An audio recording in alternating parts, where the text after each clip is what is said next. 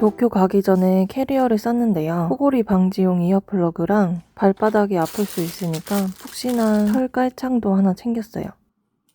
그리고 제일 중요한 토스카드. 환전 수수료가 없어서 좋아요. 자전거 타려고 테무에서 500원 주고 구입한 장갑입니다. 이것도 테무에서 800원인가 주고 샀어요. 손가락은 밖으로 나와 있어서 핸드폰 하기 편하더라고요. 이거는 테무에서 캐리어 무게 재려고 구입한 건데요. 3,000원 주고 산 것 같아요. 그리고 요즘은 동전 지갑을 안 사고 약통에다가 동전을 정리한다고 하더라고요. 그래서 저도 다이소에서 약통을 하나 사왔습니다. 이것도 테무에서 같이 구매한 핸드폰 거치대인데요. 자유자재로 높이가 조절이 됐고 휴대성도 좋아서 완전 만족하는 제품이에요. 얘는 한 2,000원인가 주고 산 것 같아요. 귀에다 바로 착용하는 귀마개도 샀고 이건 그냥 제가 좋아하는 비즈입니다. 잘 비껴져서 좋아요. 모자 겸 장갑 기능이 있는 거랑 이 목도리를 챙겼어요. 얘는 캐리어나 어디에 거치해가지고 핸드폰으로 동영상을 볼 수 있는 거치대인데요. 이것도 꽤나 편리하더라고요. 휴대성도 정말 좋습니다. 제일 중요한 어댑터도 챙기고요. 이건 테무에서 2,000원인가 주고 산 가방인데요. 수납력도 되게 좋고 가볍고 정말 잘 산 템입니다. 안쪽 주머니에는 중요한 거 넣고 바깥쪽에 따로 있는 주머니에는 과자나 음료수 같은 거 넣었어요. 캐리어 뒤에다 꽂고 다니니까 되게 편하고 좋더라고요. 이번 도쿄 여행은 이 잡템들과 함께 갔습니다. 이외에도 한 달 전에 트리플로 계획을 짜고 예약 주차장 예약하고 호텔이랑 가와구치코 왕복버스랑 시부야 스카이도 결제했어요. 제가 7시 30분 비행기여서 집에서 3시 20분쯤에 나왔는데 4시쯤 도착해서 셔틀버스 타는데 오니까 버스가 없더라고요. 첫 운행 시간이 4시 50분이더라고요. 그래서 택시 타고 왔습니다. 택시비는 한 7,000원 정도 나왔던 것 같아요. 도착하자마자 키오스크에서 체크인 하려고 하는데요. 체크인 기계가 먹통이더라고요. 보니까 5시부터 체크인이 가능해서 기다렸다가 체크인을 했습니다. 따로 짐을 맡길 건 없어서 카운터에 가진 않았어요. 4번 출국장에서 출국을 했고요. 면세구역 들어오자마자 김치찌개 먹고 싶었는데 푸드코트가 6시부터 영업을 시작하더라고요. 그래서 뜨끈한 김치찌개는 먹지 못했고 파리바게트 갔는데 빵이 없어서 GS25에 왔습니다. GS25니까 온갖 샌드위치 종류가 다 있더라고요. 매콤새우 샌드위치 맛있게 먹고 트레인 타고 탑승 구역으로 이동을 했습니다. 기다리는 동안 비행기에서 볼 나는 솔로 오프라인 저장해놓고 1등으로 비행기에 탔습니다. 가는 비행기에서 오른쪽 창가 자리에 앉으면 후지산이 보인다고 해서 정각에 애써서 자리를 골랐는데요. 완전 날개 자리더라고요. 에어부산 21번 자리였는데 에어부산 타시는 분들은 참고하세요. 그냥 자다가 일어나서 창밖을 봤는데 생크림이 잔뜩 있더라고요. 그리고 조금 더 가니까 설산이 되게 인상적이었습니다. 어찌저찌 도쿄에 도착을 했는데 날씨가 안 좋네요. 이제 이심을 추가를 하고 나리타 공항으로 나왔는데요. 저는 1터미널로 나왔고 입국 수속을 끝내고 환전이랑 웰컴 스이카를 사러 갑니다. 비지터 서비스 센터 쪽으로 쭉 가면은 세븐일레븐 ATM이 있는데요. 여기서 토스카드로 수수료 없이 환전을 했어요. 여행하기 참 편해졌다는 게 실감이 나네요. 저는 가볍게 5만엔 출금을 했는데요. 도심 곳곳에도 세븐일레븐 가게가 많아서 그때그때 출금을 하면 됩니다. 사실 카드도 되고 네이버페이도 되고 알리페이도 되고 다양한 결제 수단이 있어서 현금 쓸 일은 그렇게 많진 않아요. 이제 JR 동일본 여행 서비스 센터에서 웰컴 스이카를 구매할 건데요. 메트로 패스를 할지 웰컴 스이카를 살지 고민을 했는데 메트로 패스는 JR이 안 된다고 해서 모든 게 다 되는 웰컴 스이카를 구입을 했습니다. 그냥 찍고 다니면 되니까 너무 편리하고 좋아요. 이제 호텔에 짐 맡기러 갈 건데요. 가기 전에 패밀리마트에서 이로하스도 한 병 샀습니다. 제일 먼저 스카이 액세스를 타러 가고 있는데요.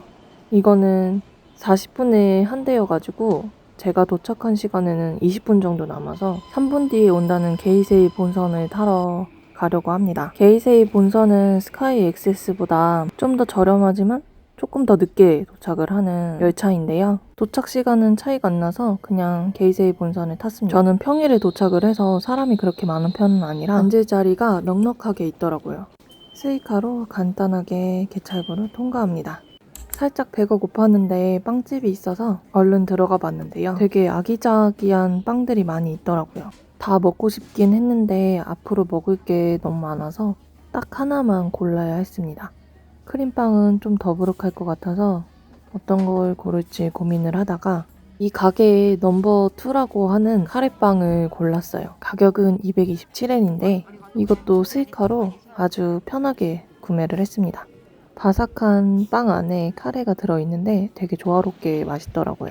이제 지하철을 갈아타고 료고쿠역으로 갑니다. 나리타 공항에 도착을 했을 때는 날씨가 안 좋아서 걱정을 했는데 점점 맑아지더니 하늘이 파래졌어요. 료고쿠역은 스모로 되게 유명한 도시라서 그런지 역 안에 스모 선수 사진들이 되게 많이 걸려 있더라고요. 여기서 스모 경기도 자주 열린다고 합니다. 또 료고쿠역이 교통의 요지로 역이 2개나 있는데 상대적으로 다른 중심가에 있는 호텔보다 한 반 정도 더 저렴해서 여기에 숙소를 잡는 것도 완전 강추해요. 여기가 스모 경기가 열리는 국기관입니다. 캐리어를 맡기고 료고쿠에서 가장 유명한 음식인 창고나베를 먹으러 왔는데요. 제가 원래 가려고 찾아놨던 곳이 줄이 너무 길고 이제 점심 장사는 끝났다고 해서 차선책으로 다른 창고나베집에 왔는데요. 런치 메뉴가 있어서 부담 없이 창고나베를 경험해 볼 수가 있어요. 저는 콜라 2잔이랑 돼지고기 창고나베를 시켰습니다. 창고나베는 이렇게 인당 따로따로 나오는데요.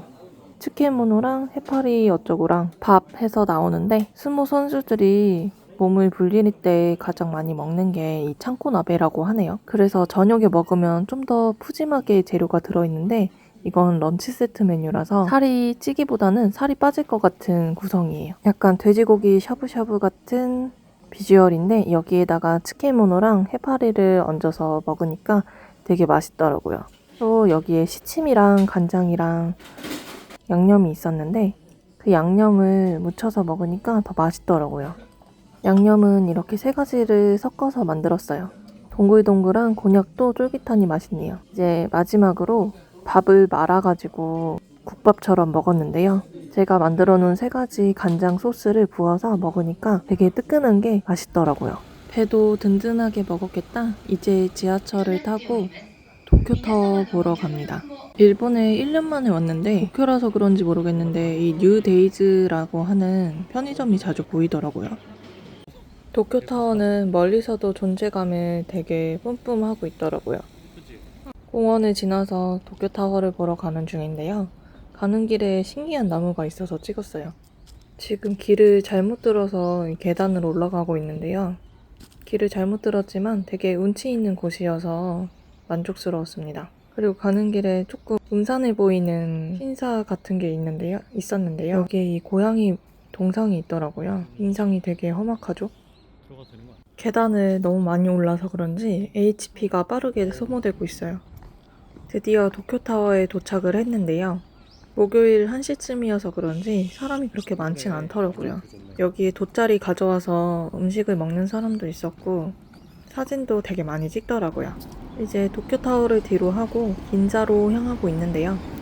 여기는 조조지 절이라고 일본에서 되게 오래된 절이 있는 곳이라고 해요. 거의 600년 정도 된 절이라고 합니다.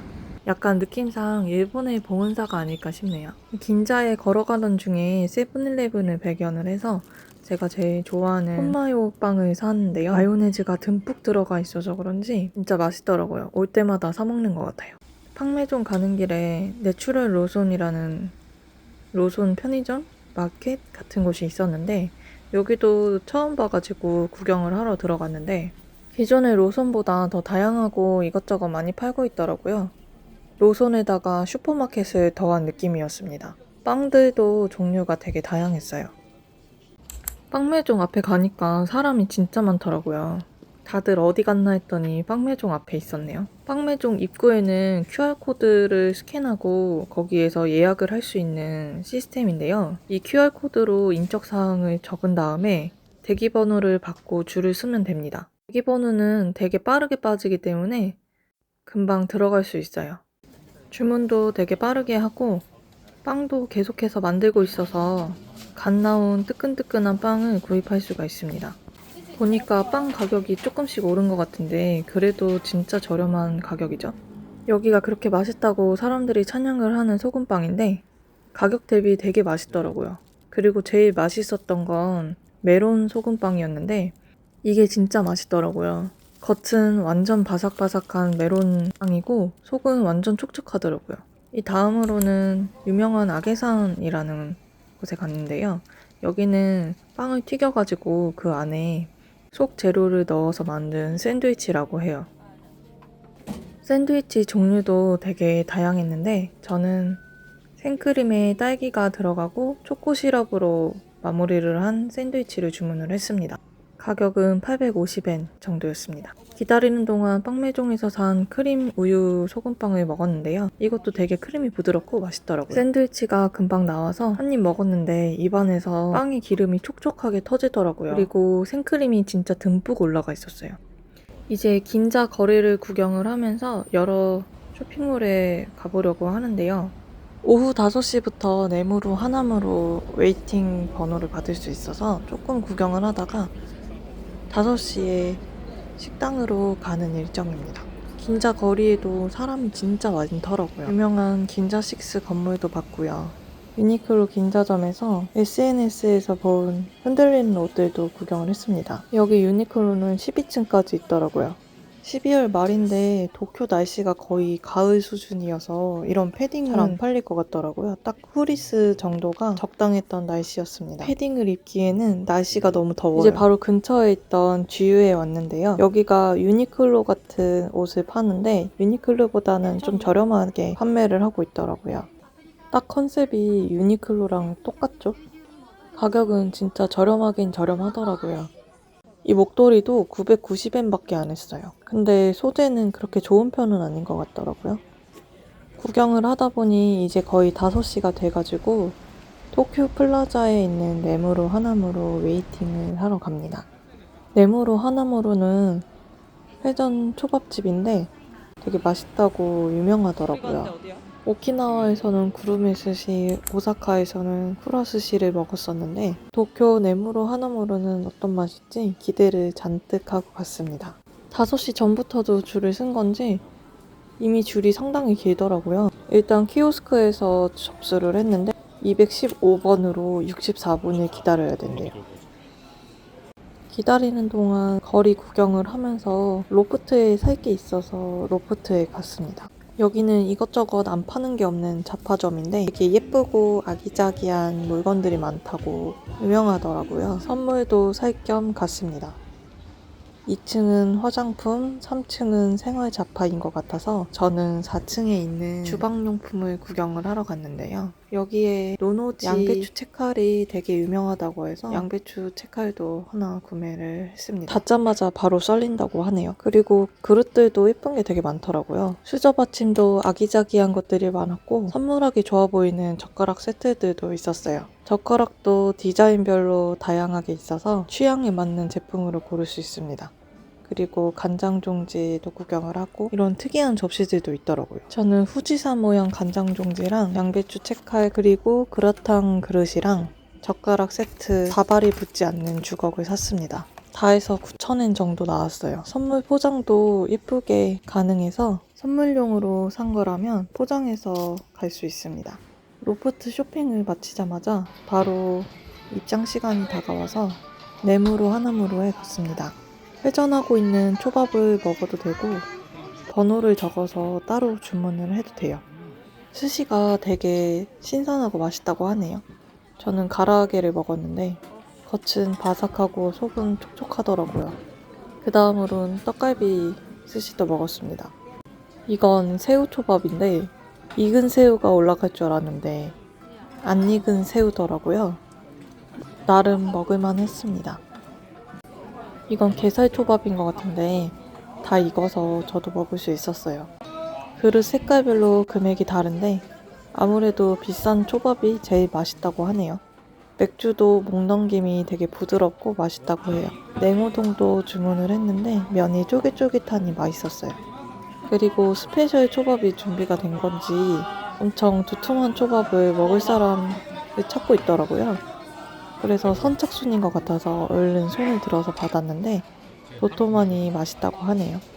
배부르게 초밥도 먹고 디저트도 이렇게 돌고 있더라고요. 초밥을 맛있게 먹고 이제 집으로 돌아갔습니다. 가는 길에 로손에서 장을 봐서 갔는데요. 이 오하요 우유 푸딩이 맛있다고 들어서 먹어봤는데 푸딩을 안 좋아하는 저도 되게 맛있더라고요. 그리고 제가 좋아하는 참치마요 삼각김밥도 하나 먹었습니다. 한국에도 있는 참치마요가 왜 일본 편의점에서 사 먹으면 유독 더 맛있을까 생각을 해봤는데요. 밥이 더 쫀득쫀득하고 맛있어서 그런 것 같아요. 이거는 마감 세일을 하는 건지 50엔에 더 저렴하게 팔아서 사왔는데요. 뭔가 약밥 같은 맛이 났어요. 근데 꽤 괜찮더라고요. 그리고 이것도 맛있다고 유명한 가라아게 군인데요. 유명한 만큼 맛있겠거니 싶었는데 생각보다 별로더라고요. 그냥 밑에 있는 치킨을 사 먹는 게 낫습니다. 그리고 크리스마스 시즌이라서 그런지 이런 조각 케이크도 팔고 있었는데 크림이 완전 부드럽고 맛있었어요.